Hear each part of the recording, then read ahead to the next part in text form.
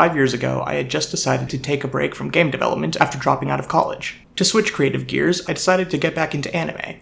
It had been 3 or 4 years since I had watched anime outside of the context of revisiting nostalgic stories, so I decided to just try a bunch of the newly released stuff all at once. There were a few shows I enjoyed, and many more that I didn't, but one stood out to me. It was a sort of spiritual successor to some of my old favorites, and it combined excellent animation with a melancholic mood that really appealed to me at the time. Then its 13th episode aired, and it blew me away. I had been watching all these bland or shallow shows, and all of a sudden here was an anime with some real depth and thought put into it. I decided to write down my thoughts on the show, and that eventually became an essay. At that point, I figured it would be fun to try out audio and video editing to flesh out my portfolio, leading to that essay being converted into a script.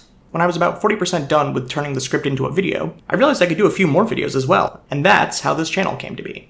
I busted out 3 more videos in 3 weeks, and then another 3 shortly after. Then, I went on antipsychotics, my mania was slowly extinguished, and my video production slowed dramatically. But before I stopped being self-destructively productive, the last video in that first run was a follow-up to my original video, talking about my disappointment with the show's ending. Well, now it's been 5 years, and I think that makes it the perfect time to do a retrospective on the anime that launched this venture, Darling in the Franxx. But, before I talk about Darling in the Franxx, I have to talk about Gurren Lagann. And before I talk about Gurren Lagann, I have to talk about Neon Genesis Evangelion. If you've seen my Gurren video, or maybe one of my Franxx videos, I don't remember and I refuse to find out by watching them because they cause me physical pain, you might already know the long and short of why that's necessary. In 1997, Neon Genesis Evangelion was released by Studio Gainax and changed the landscape of anime forever. Evangelion reinvented the medium at a time when the shows around it were floundering, and it did that through the lens of teenagers piloting giant mechs.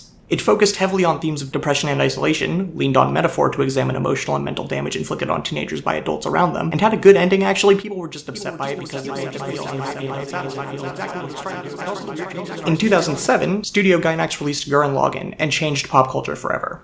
Gurren railed against the ethos, aesthetic sense, and outlook of the medium at the time, and it did that through the lens of teenagers piloting giant mechs. It indulged in lowbrow comedy and fan service, and managed to leverage that indulgence to further its strong central themes of self-actualization, individuality, and refusal to stagnate. Gurren was perfectly situated to impact its target audience, and it did that to the extent that symbols and phrases from it are often used as shorthand to signify anime as a whole in a piece of work outside the medium. In 2018, Studio Gainax Trigger released Darling in the Franxx and changed my life forever. Franxx stood out in the sea of mediocrity that is seasonal anime as an example of what modern anime could be, and it did that through the lens of teenagers piloting giant mechs. It focused heavily on themes of depression and isolation while indulging in lowbrow comedy and fan service that it leveraged to further those central themes. Darling in the Franxx follows Squad 13, a group of painfully realistic teenagers who fight giant dinosaur-like creatures called klaxosaurs by piloting giant robots called Franxx in male-female pairs. Squad 13 goes through trials and tribulations, both literal and metaphysical, deal with interpersonal squabbles, and slowly uncovers some of the mysteries surrounding the post-post-apocalypse world. The central characters navigate a series of messy and dysfunctional romantic relationships, the auxiliary characters grow past their childish petulance and learn to work together as a team, and they all become heroes that valiantly defeat klaxosaurs. The story is a good blend of episodic and serialized, with the episodic content building upon the overall story by way of character development, keeping any individual episode from feeling like filler, and the serialized episodes aren't afraid to use that character development to throw some serious emotional punches. And then there's another 9 episodes of the show. In those 9 episodes, the characters are slowly drained of their personalities, their arcs veer wildly away from what was set up in the first 15 episodes, and every episode feels like filler as the story grinds to a halt. There's very little payoff to the mysteries that were the backdrop of the first 2 acts of Franxx, and what payoff we get is hacked together and unsatisfying. Every villain gets completely shafted, the central thesis of the show is contradicted several times, and there was a giant spaceship with a fully human face. So, 5 years later, is Darling in the Franxx good? No. But also a little yes. But also it's kind of better than I thought it was originally, but also not as enjoyable as it was given my current taste.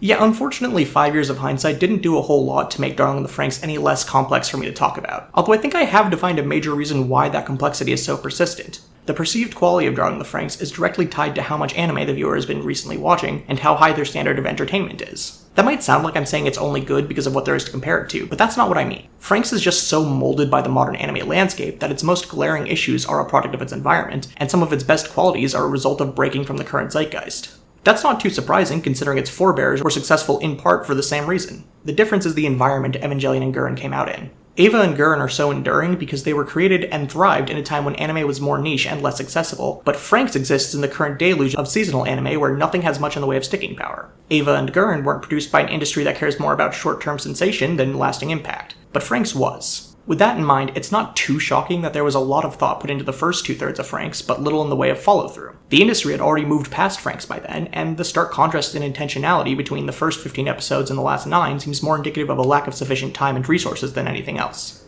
The point is, Franxx is best when it's the new hotness for a seasonal anime watcher, and at its worst when stumbling onto it as someone who can't get past the flagrant use of English.